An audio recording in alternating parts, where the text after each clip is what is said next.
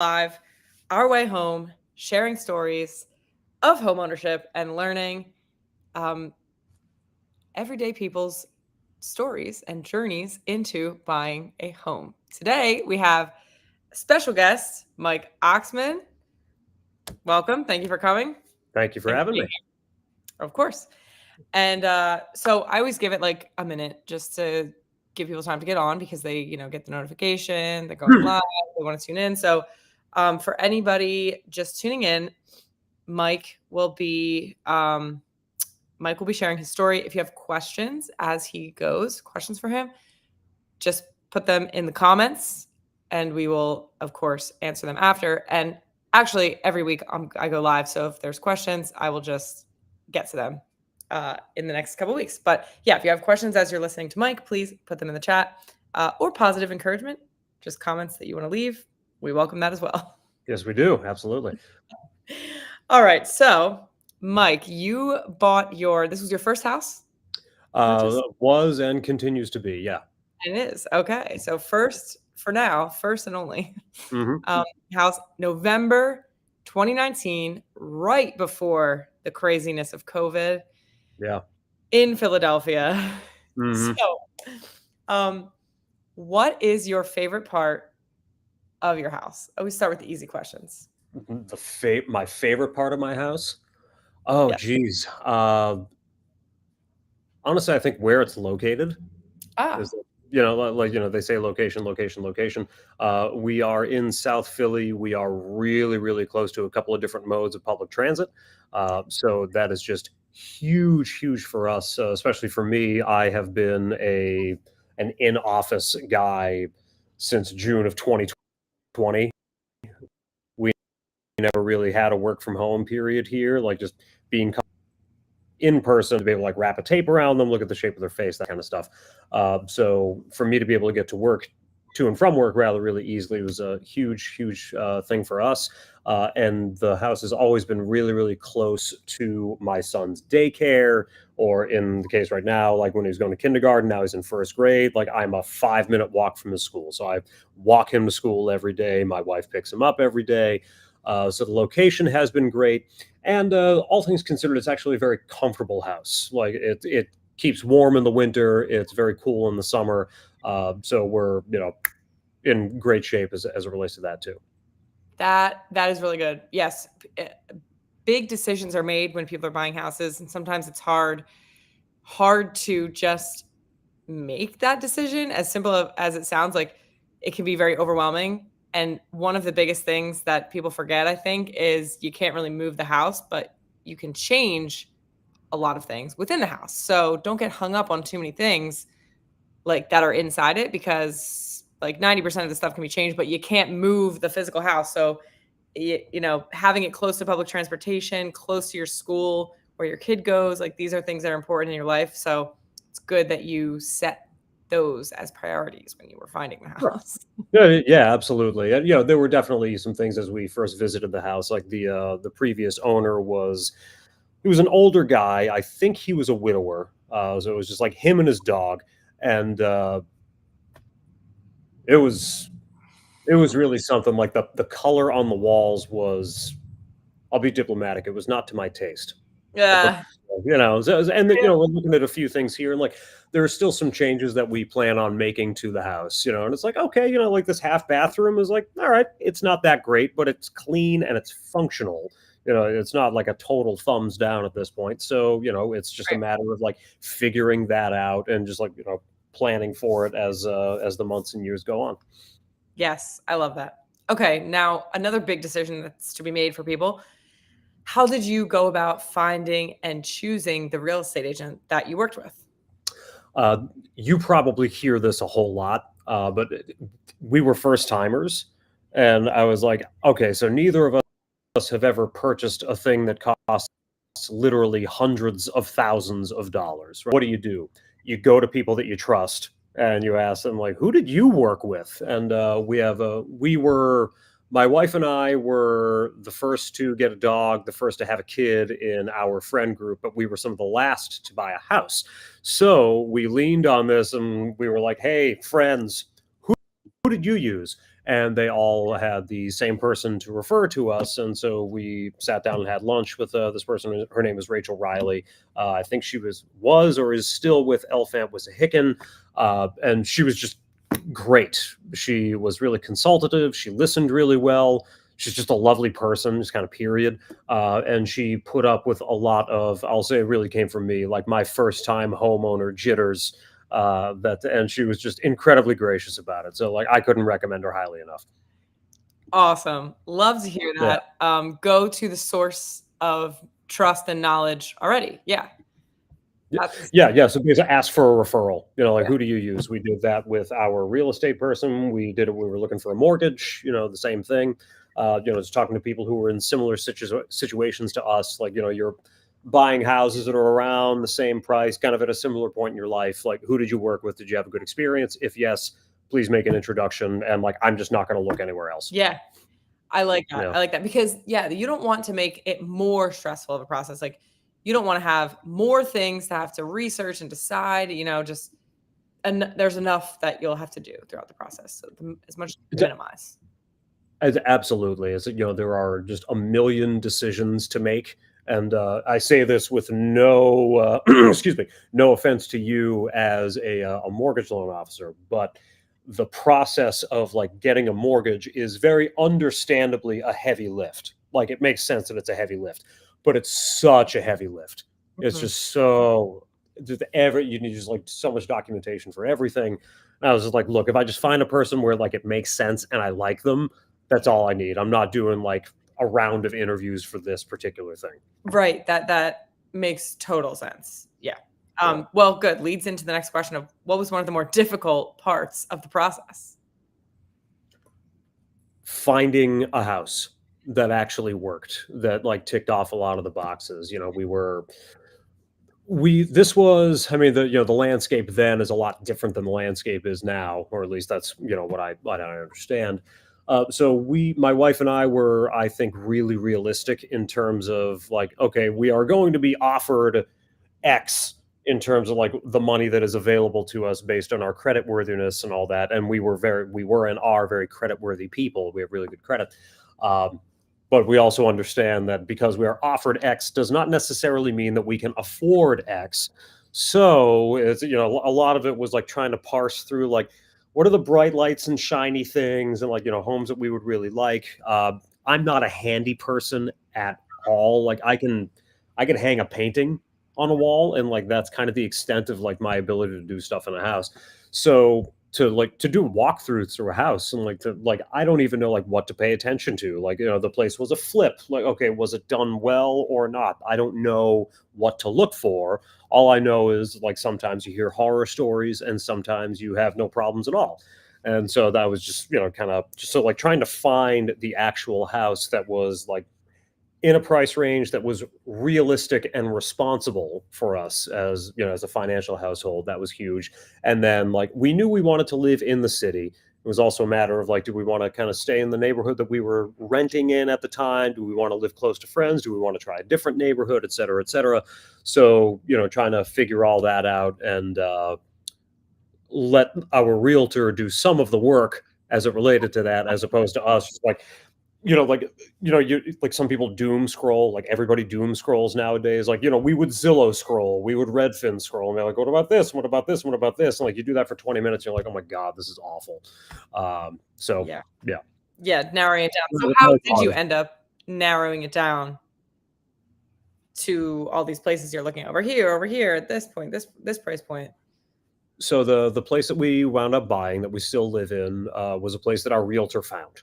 I guess it was a relatively new listing, and she, like most consultative people, did a really good job of asking questions and listening to us. And we were like, we're looking for a place of about this size. We expect our family to get this big or stay this big, whatever it is. So she found a place that looked like it was in the price range. It was in a decent neighborhood, and all that kind of stuff. And she told us about it.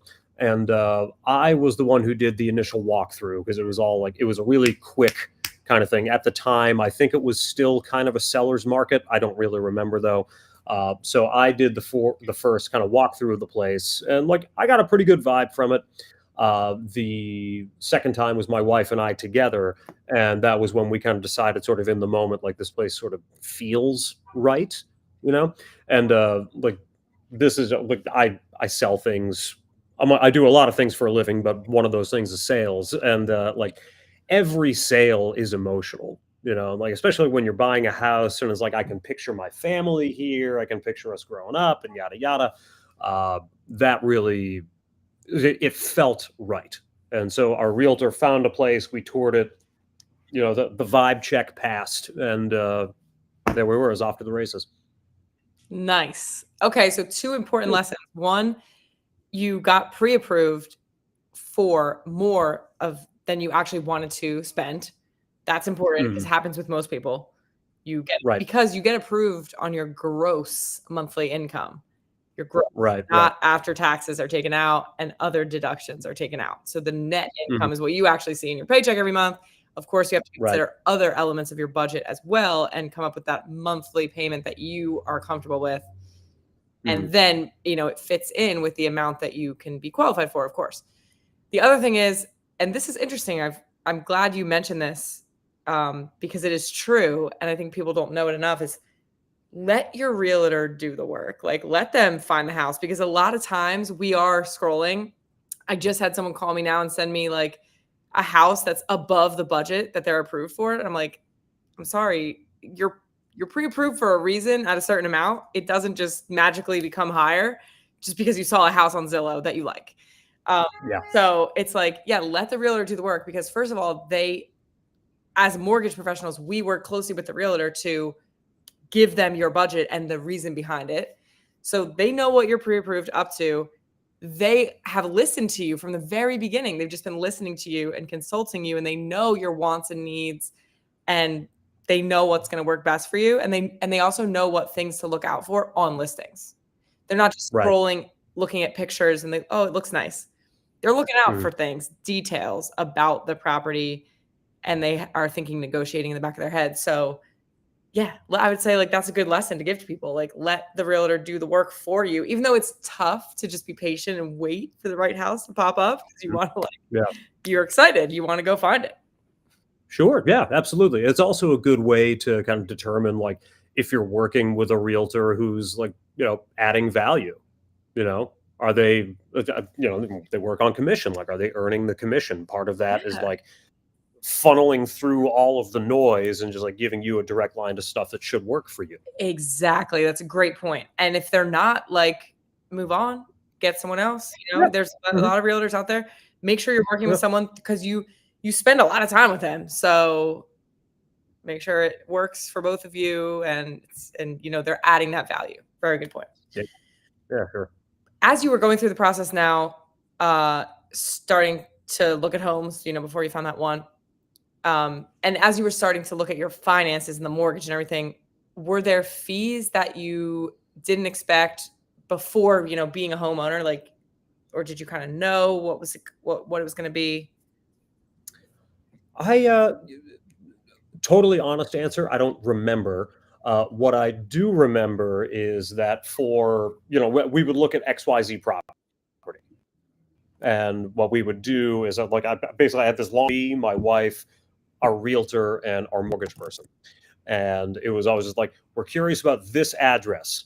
Mortgage person, can you please like cook up whatever Excel spreadsheet thing, that like the full blown breakout of whatever, like what my all in cost is going to be, what my mortgage and PMI and all that other stuff is going to work out to be. So at least tell me, like, is it reasonable for us to even be looking at this property? you know and thankfully the team was really, really responsive. Like, I lucked out big time. So yeah, that's so with that said, like, I could look at every single line item on that thing, and like I can't define what each of them. I wouldn't say that there are hidden fees or anything that kind of surprised me, but there was plenty of Mm, stuff that I just like didn't really understand, but was also told that, like, it's all kind of boilerplate standard stuff that everybody goes through. So, like, here are the lines to really pay attention to. And my wife and I were like, fine, okay. Like, I'm not going to educate myself on being a mortgage professional. Like, I don't have the time. Right, right, right, right, right, and even as you buy a bunch of houses, it's still just, like it's a lot, Mhm, but that's good, like, that they were breaking down, like, line by line, just showing you you're gonna get a big estimated cost sheet, like, list, and, there's certain things that are standard, there's some things that are flexible and can change, like, for example, your homeowner's insurance policy, that's something mhm. that you will take out, it's estimated, but you will take out a policy and ultimately that number will change to whatever the policy costs that you took. Somebody's excited. Oh, wait, any little drop outside the door or window is, she's on it, she's on it. If it's a raindrop, she'll hear it. Okay, what about questions you had wished you had asked sooner or, like, more about in the beginning? Oh, geez. Questions that I wish or there's, like, stuff that I this is a really good question. Yeah, or, like, if you Because were telling somebody, like, this is actually a question from a Facebook group somebody asked. oh, really? Okay, alright. Questions you wish you asked, like I wish that I had asked. Ah, jeez. or that you did ask, but Is this one pipe in the basement gonna burst? Like, that's, god, that was a actually, no, it wasn't a basement thing, rather, it wasn't a pipe in the basement. That one I replaced proactively. I had a flood in my basement, inauguration day of 2021. Yeah, it was that more Ooh. it was I mean, it was a nightmare. Actually, maybe a good question would be because again, I'm not a handy person. Like, can somebody give me a list of resources to call when and if something like kind of major goes wrong? Because I remember my basement was flooding, and it was Nicole, it was a nightmare. It was an awful, awful situation. Oof. But thankfully, like it has since been rectified. It's fine. But it was hard, and like so much of that is like you're going through a stressful period anyway. And again, I'm not handy. I'm like, who do I even call to like make this water stop? I was like, okay, I guess I'll call the water department, and they're like, yeah, I don't know. It's water. It just does what it wants. And I'm like, great, thank you. So, that was challenging. So I guess Oh, yeah. yeah, maybe there should be like kind of a crash course, like a 101 course for like, oh, you're becoming a homeowner. Here are like some things that you need to be aware of, or like just basic stuff that you should know how to do, like how to fix a running toilet, or like something Yeah. like that. Shut That would like, have where been you're helpful. I like that, and I know some people have done that. I've heard of it, or, like, people always say, like, professionals in the industry, mortgage, real estate, like, "Oh, yeah, I have a list of preferred people that I trust and I know have done good business," sort of like we are in BNI. Like, we have our networking Right. group of, Yeah. like, people we can refer that we know and do business with and trust. Um, Mhm. but that is a great thing. Just have, like, a little booklet or, like, a magnet or something where, because this stuff happens and you're like, "Shit, where do I go?" Like, you're under stress. And Mhm. like, "How do I shut my water off?" And that's a good point too to pay attention to during your home inspection, because I remember the second house I bought, I had a really good home inspector. He was very thorough. Uh-huh. But not only was he Uh-huh. thorough, I mean, they're supposed to be thorough, but he was really Right. educational along the way. So he'd be like, "Hey, pay attention. Look here right now. I want to show you. Behind this Uh-huh. wall in the basement is a valve, and it's a pipe and a valve, and blah, blah, blah, and like you need to shut your water off throughout the house. Mhm. Here it is." And so like I remember that. And then the rest of the time he would just be going along doing his thing, but he'd be like, "Hey, like make sure I pay attention to things." um, that Mhm. I remember. And so I even was like taking notes and like videos along the way. Um, Sure. yeah, because when you're in high stress, that's not the time to be trying to figure it out. Right. Yeah, absolutely. Actually, another thing that would have been helpful, would be to know that plaster walls that we have way more plaster in my house than drywall. Like, it's an old house. It's over 100 years old at this point. Um, I wish that I had been made aware that that is a real pain in the neck to deal with Mm. because it's a real pain in the neck to deal with. I think I have. Do you have the old stones like in the basement where it's like I mean, the basement plaster? is, like it's concrete walls, Okay. but yeah, but it's not stone. Okay. Because I have a 100-year-old house too up in Brewery Town, Mhm. and I think it's plaster, like the stuff they just like kind of like put over it, but we had to chip it. We had to like redo it, and you Ugh. could see underneath. There's just like Mhm. it's not cinder block like they do Mhm. now. It's because also like 100 years old. It's just like these stones. They're all like different shapes. Bunch of, I Wow. guess, concrete type stuff. I'm not sure, but it's like a Wow. bunch of stones like holding up the whole house. I'm like, what? But it's That's really crazy. sturdy. Yeah, yeah, clearly. Yeah, I mean, it's sturdy as all get out, but like literally I made a joke about hanging a painting. I had to Oh, hang a mirror in my bedroom, like, a couple, like, I don't know, whatever it was. And I had my power drill and I'm like, why isn't this doing anything? This is crazy. I needed to literally borrow a hammer drill from a friend of mine. Like, do you know what a hammer drill is? Like, it's this mega high powered thing. It's like holding a machine gun, or oh, what I would Jesus. imagine holding a machine gun to be like. Like, I needed that level of power to get through the plaster, literally to just hang a mirror, like a couple of anchors, some screws, and hang a mirror.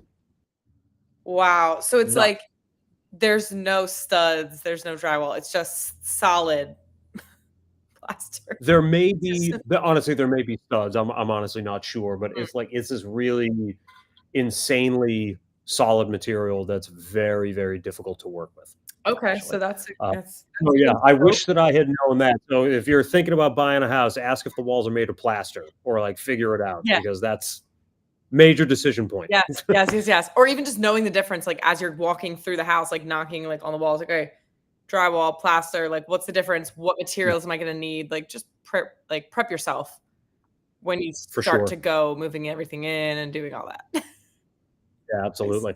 Okay, well, you kind of already said this, but like you had the gut feeling that it was like time to make the offer. Had you made other offers before and gotten denied, or had you just how many houses had you seen before you like Actually, made the offer? no, I think this was actually the first and only offer that we put in, as it were. Ooh, okay. Yeah, yeah, and it was, the our realtor had told us that if I remember correctly, my wife and I had told our realtor, like, we're pretty interested in this place. We like, how do we explore it further? And we were in competition with two other people.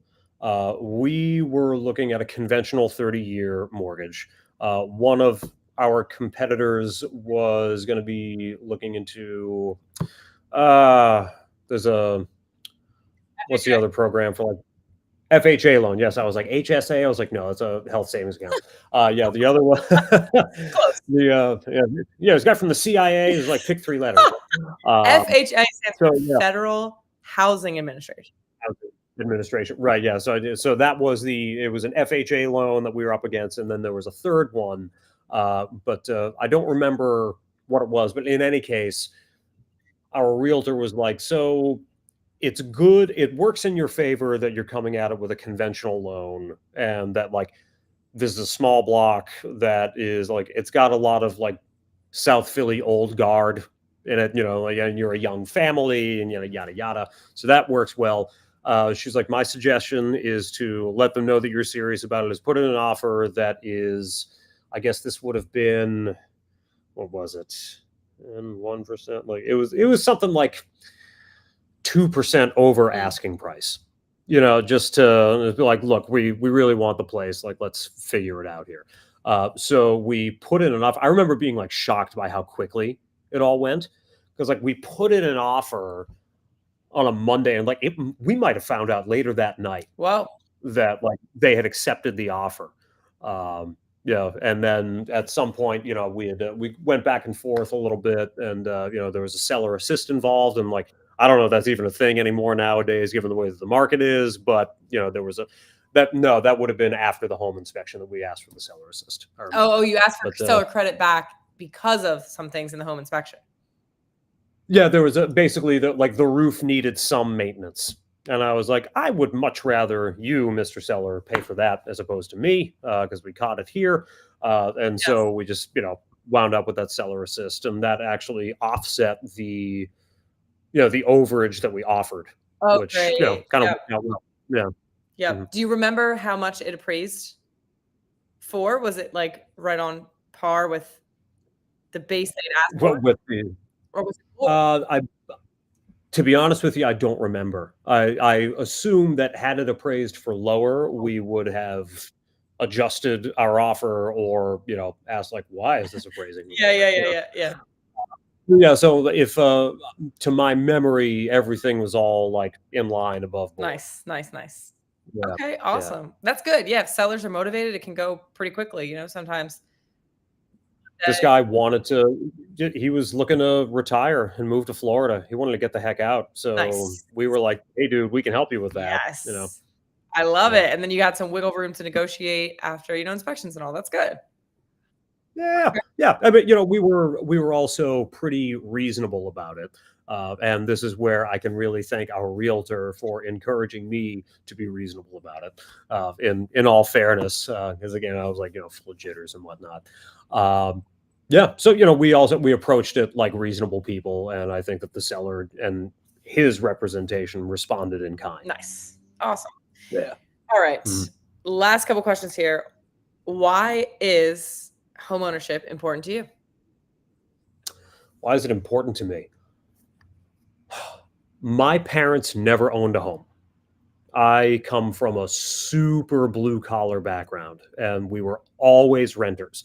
They, in fact, did not own any property until my maternal grandfather passed away and left my mother and her sister, my aunt, a condominium up in Massachusetts, and sold the condo. No, my aunt bought my mother out, and they used that money to buy a super cheap condo down in Florida so they could retire. In their 60s, the first time that they owned property. And, the way that I looked at it was, like, I never felt insecure necessarily. We were always in a good place as far as being renters is concerned. But it was always kind of important to me to have a place of my own. It's part of a longer term wealth building strategy, just to have equity in a home. And given the time that we bought and then what happened shortly afterwards, I lucked out like crazy, probably, in that way. Like I haven't had my home appraised, but just speaking anecdotally, I'm sure that it's grown a bit of equity. So yeah, so that was, I guess, that's why it's important to me is just, to know that it is mine, and I'm not beholden to the potential whims of a landlord or land person. I guess Yeah. is yeah. Yeah. Mhm, Exactly. I love that. It's true. You have an asset that is growing, appreciating in value, and the family mhm, element piece or the generational wealth piece, you can now pass this to your family and you have mhm. ended a cycle of renting. So that's pretty powerful. Yeah, yeah, it's pretty great. We given when we bought, like, we might turn into accidental landlords, like we never intended to, just depending. But we want to hold on to the place. Like that could be the difference between we pay room and board for my son's college, or we just like have this house that you and maybe one or two of your buddies can live in, and like try not to wreck it and don't be too stupid, but like it's there, Yeah, you know. exactly. And Mm, and of course you can also always pull that equity back out in the form of cash if you're like, "Hey, I need some cash to pay for my mm, son's school or travel or whatever you need to pay for, you wanna pay for," you have it mm. there. So, Yeah, yeah, awesome. absolutely. Okay, what are Mm. the plans for the next 5 years? Ooh, so we have bathrooms to redo in this house, big time. I have a kitchen that doesn't need to be like full blown redone, but like could use some new countertops, could use like new appliances. I actually like the floor, so I'm like perfectly happy with the floor. But like, we have some updates to make to the place. And then after that, it's a matter of like, the question becomes like, do we definitely want to stay in the city? Um, at least for now, in 5 years, like maybe that'll change. I have no idea. But yeah, so get some updates done on the place. Not wait 5 years for that, but get that done within the next five Yeah. years for sure. And outside, it might be either selling that place and upgrading, or leveraging the equity in this current home as like a down payment on, on a new place, or whatever my super qualified mortgage professional advises us to do I as it love relates to that it. kind of thing. Awesome. Yeah, Awesome. yeah, Great story. Love to hear when it's almost first generation buyer in there. sure. So that's always good to hear. And yeah, thank you for sharing everything, all of your lots of good lessons and nuggets of information in there for people. Well, thank you for having me, Nicole. I appreciate it. Of course. All right. Well, have a great night, everyone. We will see you next time.